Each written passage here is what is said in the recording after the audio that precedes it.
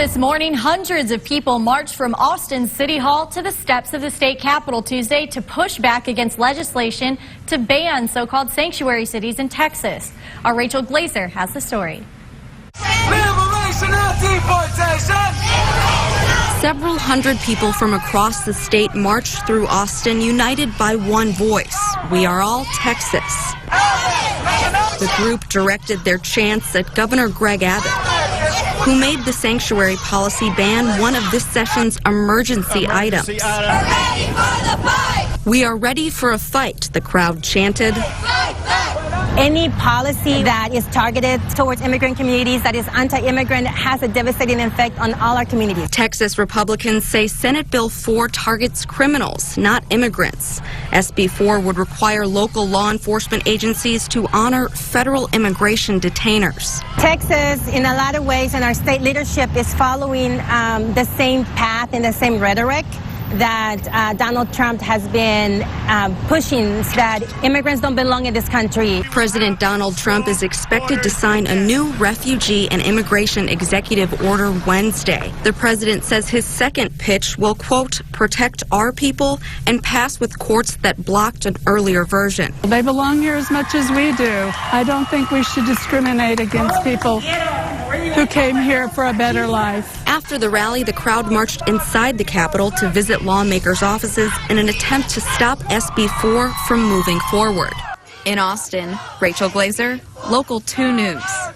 Thank you, Rachel. And in his first speech to Congress Tuesday night, President Trump called for legislation to give educational choices to disadvantaged children in the U.S. I am calling upon members of both parties to pass an education bill that funds school choice for disadvantaged youth, including millions of African American and Latino children. Trump continued on to say that families should be free to choose the public, private, charter, magnet, religious, or homeschool that's right for them. The president also called education the civil rights issue of our time. In your education news, Noel Elementary in Odessa holding its first ever Innovation Fair Tuesday night. Our Tyler Wester brings you the kids' cool creations this morning. I want to make a new creation of art. It draws by itself. Noel Elementary kindergartner Bryson Palomares talking about his entry in the school's first annual innovation fair called the Squigglebot, which is a robot with markers on the bottom that squiggles drawings. Now, did your dad make this or did you make this? We all made it. Noel fifth grade teacher Carrie Rivas organized this event for the first time and proud to see 24 entries from students and their version of a science fair. We just were looking for kind of an alternative to the traditional science fair. You know, we wanted to showcase the kids' creativity and see what they could come up with. Rivas says this is different than regular science fairs because the students came up with their own ideas and entered them in voluntarily, like one that used some humor. We had what to do with old homework. It involves toilet paper, making toilet paper out of it. The best part for Rivas, seeing the smiles on the kids and their parents' faces. It's great to see them get excited about something and really be interested in making it their own and showcasing what they can do. Tyler Westner, Local 2 News. Thank you, Tyler. This event was open to kindergarten through 5th grade students, and they plan on having another innovation fair next year. And staying with students, kids between the ages of 6 to 12 are invited to the City of Midland's MLK Adventure Spring Break Camp. Campers will enjoy arts and crafts, sports, cooking classes, and much more. The camp is March 13th through the 17th from 1 to 5 p.m. each day. Parents can register their child now at the MLK Junior Community Center. In the Tall City, Midland City Council holding a public hearing on extending the 4B sales tax. If approved, the tax would take 25 cents of every $100 spent in Midland by residents and visitors. And the money would then go toward baseball fields, parks, roads, and museums. The fact that we can provide this with a 0.25% sales tax is a really nice option for the community. It's illegal. It was back whenever they started it up, and it's illegal now because they're forcing somebody to pay a tax that they don't gain anything from. No decisions were made Tuesday, but the special election for the tax will be held May 6th. And Midland City Council also asking the question, what's your sign? A new stop sign ordinance up for discussion Tuesday. There were 39 recommendations for new stop sign installations. The recommendations are for newly built streets, future streets, and ones without existing traffic control. Staff also recommended replacing yield signs with stop signs in 89 locations around Midland.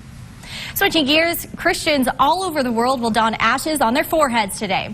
The multi-century-old religious tradition of Ash Wednesday expected to attract hundreds of believers to local churches here in the Basin.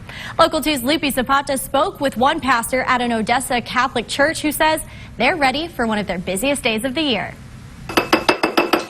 The ashes are to remind people we're made from ashes and we're going to return to ashes. Father Mark Woodruff is a pastor at St. Elizabeth Ann Seton Catholic Church in Odessa. He's expecting hundreds of extra visitors for what he calls one of his busiest days of the year. Probably the most popular church service we have is Ash Wednesday. We might be expecting between 1,500 and 2,000 people. The religious tradition rooted in generations of believers. 3rd or 4th century, a Christian council set the Lent period as 40 days. So what we're doing is very ancient. But it's not only Catholics and Protestants who have a time of penance and renewal to return to their faith. Jewish people have the Day of Atonement, Yom Kippur. The Muslim people have Ramadan, and Christians have the 40 days of Lent. He says the church is ready to remind people to not forget their faith. It is a call to repentance and renewal. That's not a very pleasant